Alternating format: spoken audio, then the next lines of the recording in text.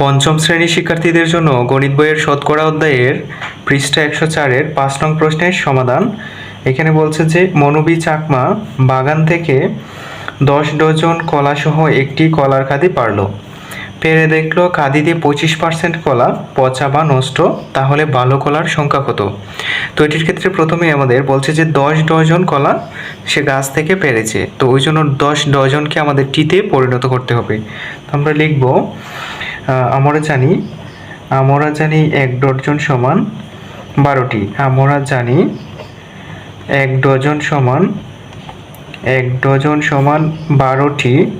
এইবার লিখবো যে 10 ডজনে কতটি হয়, লিখবো সুতরাং 10 ডজন সমান, আচ্ছা 1 ডজনে 12টি হলে 10 ডজনে হবে তার 10 গুণ, এতটি সমান হচ্ছে 10 এবং 12 গুণ করলে হয় 120টি, অর্থাৎ 10 ডজনে হয় 120টি।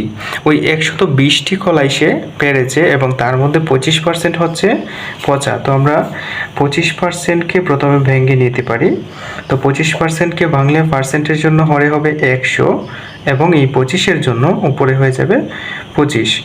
তো এখন আমরা যে কাজটি করব, বলছে যে মোট কলার 25%, অর্থাৎ 120টি হচ্ছে মোট কলা, তার 25%। তো লিখব পচা কলার সংখ্যা, লিখব পচা কলা, পচা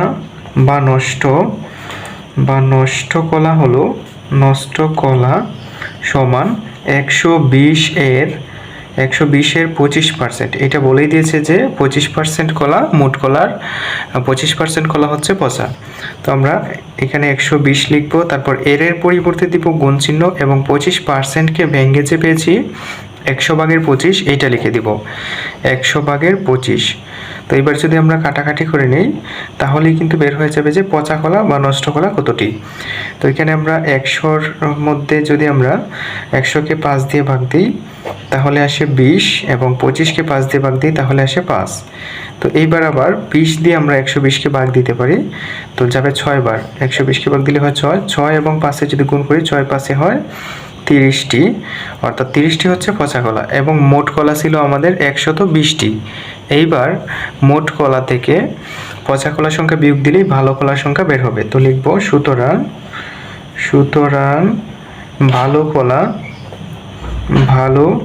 কলার সংখ্যা সমান, ভালো কলার সংখ্যা সমান 120 বিয়োগ হচ্ছে 30।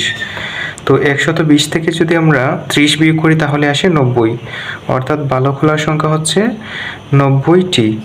তো এটি হচ্ছে উত্তর লিখে দিব 90টি। তো প্রিয় শিক্ষার্থীরা, এটি হচ্ছে আমাদের 5 নং প্রশ্নটির সমাধান। তো ভিডিওটি যদি ভালো লাগে অবশ্যই লাইক, কমেন্ট এবং শেয়ার করে দিবেন। ধন্যবাদ সকলকে।